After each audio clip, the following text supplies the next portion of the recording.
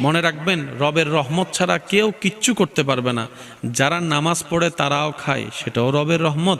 যারা নামাজ পড়ে না তারাও খায়, সেটাও রবের রহমত। কিন্তু বুঝতে হবে কোন রহমতটা কেমন। আর রহমান রবের এমন রহমত যেটার মধ্যে আল্লাহ তাআলা সব সৃষ্টিকে রেখেছেন, সব সৃষ্টিকে রেখেছেন, সুবহানাল্লাহ। আর আর রহিম এমন একটা রহমত রবের যেটা আল্লাহ তাআলা সবাইকে দিবে না, শুধু রবের প্রিয় বান্দাদের ভিতর যারা স্পেশাল প্রিয় বান্দা হবে, বান্দাদের ভিতরে আল্লাহ পাক ওই রহিমের রহমতটা তাদের জন্য রেখে দিয়েছেন, সুবহান। রহমান ফিদ দুনিয়া, এই দুনিয়ার মধ্যে আল্লাহ সবাইকে রহমত দিবেন। যেমন ফেরাউনের সম্পত্তিও রবের রহমত। একটু জোরে বলি না রে ভাই। নমরুদের ক্ষমতাও রবের রহমত।